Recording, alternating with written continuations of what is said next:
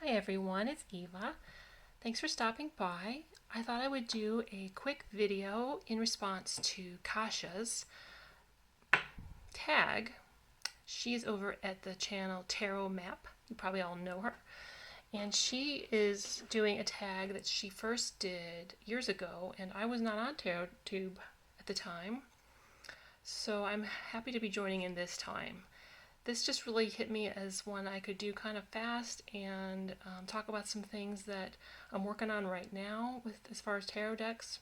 So I will start with the first of 3 prompts, and that is to bring out a deck that you had fallen in love with some time ago and then are now working with again. And for me, that is the Lily White Tarot. Right here is the box. And this is a deck I got, I think, back in, I think it was 2018. I only started reading tarot in 2017, in June of 2017. So when I first saw this deck, I think it was brand new. Maybe it was still in pre-orders. And I thought right away that this could be a soul deck for me. I'm not so sure how I feel about the concept of soul deck anymore, but I do really find this deck very versatile, and I hadn't worked with it for much of 2020 or even some of 2019. So in bringing it out again, it really has been a while, but I do love it, and I wanted to pull out a deck that I felt would help me rethink my practice a little bit. I have been kind of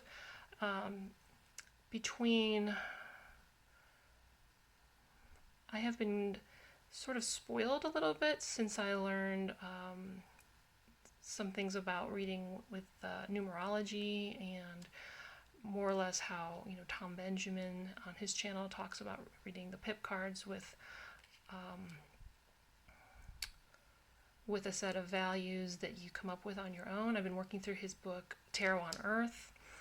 If some of these are in reverse, this one is not, but if some of them are, it's because I am using reversals with this deck. And that's all part of how I am trying to sort of bypass the Rider-Waite-Smith on certain decks, especially for my own personal readings. I do use the cards for my fiction writing, and I can read any deck, any system when it comes to that kind of work. But when it comes to my own personal work, I'm trying to have a few decks that feel more congruous with the numerology that I came up with when I was studying the Marseille Tarot, the Marseille system of tarot. And this deck is one that I have in my collection already, that I feel like I can adjust the pips a bit and read them in the system that I've sort of come up with for all the numbers. And that way, because my numerology tends to be on the positive side, the 5s are still rather challenging numbers, and the 7s, but there's still a positive element to those challenges. I kind of like to have use them in reverse as well, so I can sort of dig into why the energy is coming up in reverse and why it might be a little on the negative side or more like blocked or something. So I'm still working it out. I haven't arrived at a point where I'm super comfortable with my reading style. But I do like this deck. So here's a 7. And you can read this in a number of ways, because you have both the rain coming down, which could be seen as sort of detrimental, but you also have this lit pyre, which seems strong, right? So I read the 7s typically as a time of going inward and dealing with that suit in a very introspective and sort of like going into the dark night of the soul almost with that particular energy. But you could still read this in the Rider-Waite-Smith way as well, of standing your ground and holding up your own strength and being a defense against adversity. So I like that this deck is very versatile, especially for the numbers 6 through 9, which are where I depart the most in my own way of reading. So this is an excellent example. You have the heart in the 3 of Swords like you typically do, and you even have it pierced, but you also kind of have this curving arch of the other two swords, like you see more in the Marseille, or even I think the Thoth. This is very similar to the Thoth in a lot of ways. So you could read it as heartbreak, but you could also read it as the growth of the mind, or the growth of the intellect, or something, as it overcomes. There's this rising of the eagle here, and of course the incense down below, which she has on all her sword cards. So you can adjust how you read it from just the Rider-Waite to something else, and I really appreciate that about this deck. I think that's the devil. No, that's death. Just a lot of room. I like how this Knight of Pentacles is outdoors. I mean, yeah, the RWS is outdoors too, but so many of the cards in this deck are outdoors, and that just really appeals to me a lot as well.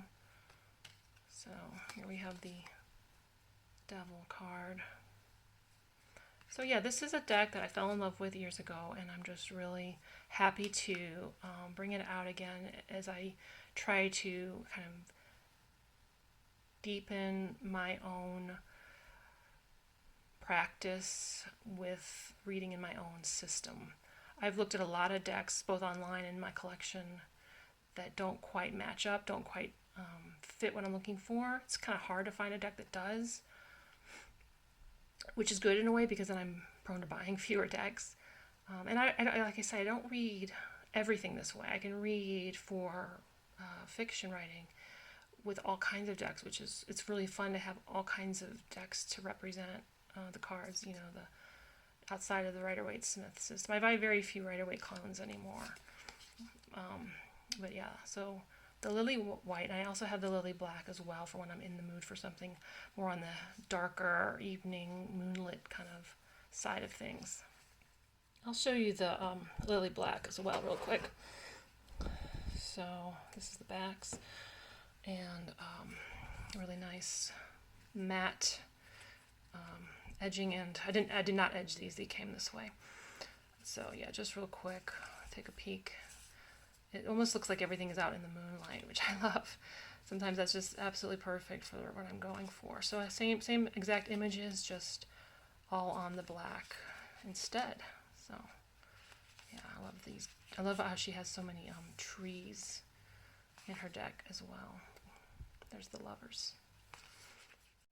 The next prompt in this tag is to talk about a deck that you are getting to know better. So I have a lot of those decks. I think most of my decks fall in that category. But the one I'm going to talk about is one I have not worked with a whole lot until I was working with it when Kasia's tag came out. So I thought that's the one I'll talk about. I first got it in Denmark in the Danish version. It's the Good Tarot. And then I came back to the States and decided to get the English version so that I could basically appreciate Danish language by having a deck in English of the same exact printing.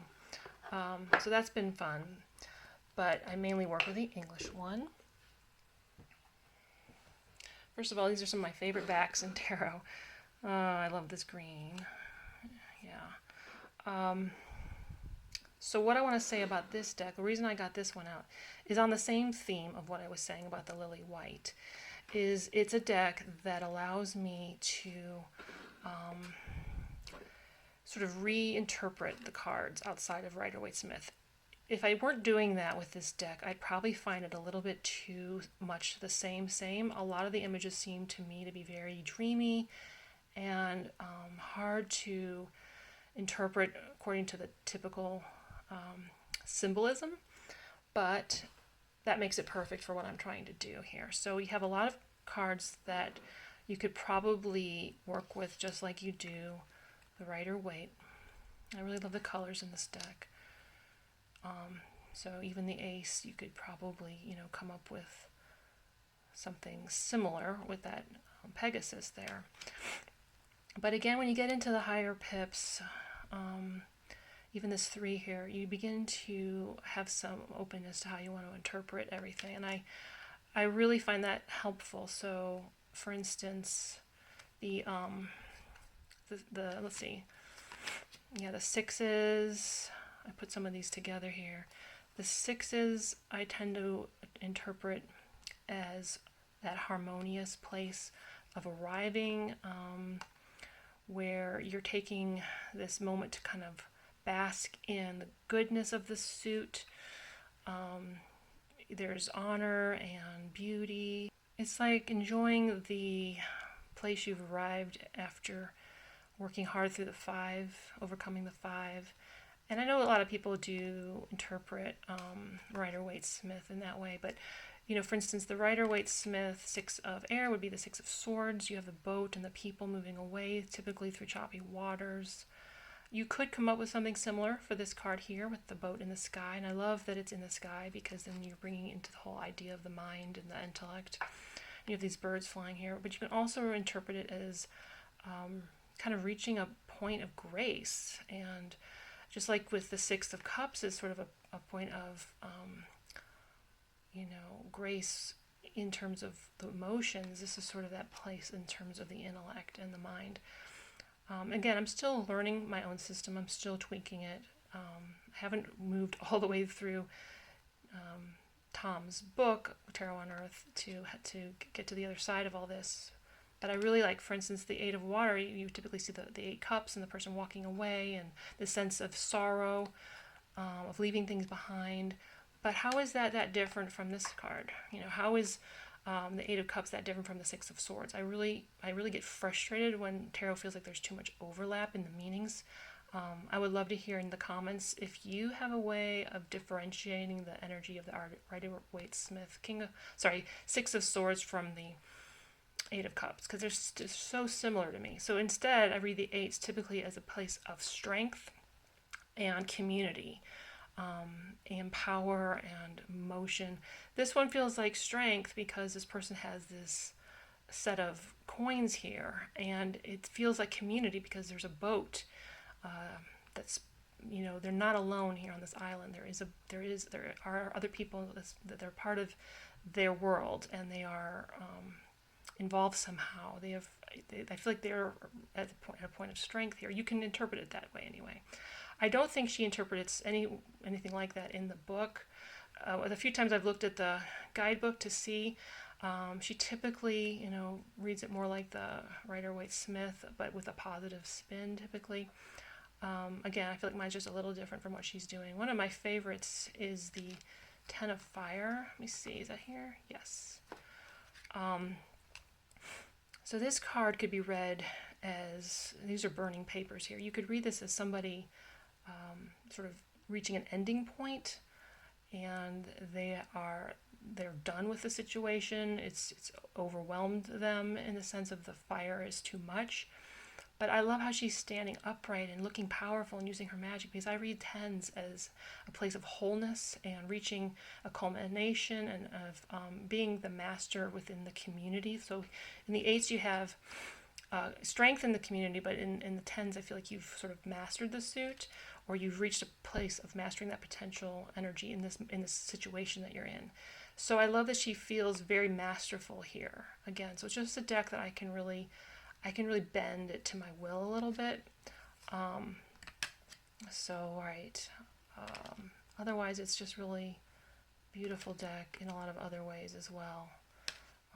But it is something that I think you're going to either love it for those reasons or kind of don't know what to do with it. So I am enjoying getting to know this deck better. Okay, so the final prompt is nice to meet you. And that is a deck that you have just received and have not yet worked with. I mentioned this in my last video briefly, but I'll bring it out again because it's the one that I have yet to really dive into and work with it all. But I'm really eager to. It's the Minoan Tarot by Ellen Lorenzi Prince. She is also the creator of the Dark Goddess Tarot and the Tarot of the Crone, which I also own, two of my absolute favorites as well. So I didn't think I was going to get this deck. I saw it for a long time and I thought, nah, it's not really calling to me. But something changed, as it does, and these are the backs. So I think it was just the right time. As I slowly learned about this deck a little bit more, I realized it's something that I feel like I showed all these same cards last time. Yeah, let me just dive in here because I haven't worked with it. It's calling to me because it celebrates a culture that is not aggressive, that is about appreciating the world, nature, the body, and the human spirit, and about celebrating the human spirit through the arts. And that is really encouraging to me right now in the climate that we're living in. So this is a deck I'm really looking forward to spending some time getting to know in the coming months, because it's like a balm to my soul. I felt like when I read about Ellen Lorenzi Prince, living in Greece and spending time studying the island of Crete and the Minoan history, I felt like I had a tour guide into an ancient culture that would then prompt me to do my own research over time. So that's how I tend to do things. I get a deck on a certain culture. For instance, the Hoodoo Tarot is another one I'm studying. And then I'm reading other books about that part of the world and that history, or going online and studying what I can. So I just find the Minoan Tarot to be really intriguing and calming, and it feels like you're spending time with people that embrace all the good things in life. And who doesn't need more of that? I believe this is still in print. It was when I checked a month ago before I did my last video. And it is independently published. But I know there is another deck by another artist who also did the Minoans, and I believe that's more of a pip deck than this one even. I don't know, maybe you could call this one fully pip deck too, but it's kind of unusual with the animals or creatures. But that one might be mass produced, so if this one ever does go out of print, hopefully there'll always be one in print. But yeah, so this is my Nice to Meet You deck, and it just has a lovely energy. So that's it for me. I hope this was enjoyable. I'd love to hear any thoughts you have about these decks, or the ones that you would say match up with these prompts. And I want to thank Kasia for reviving this old hashtag, and all the people who's participated in it. I'm enjoying your videos, and I hope to see more of them as well. So anyway, take care, and I'll see you next time.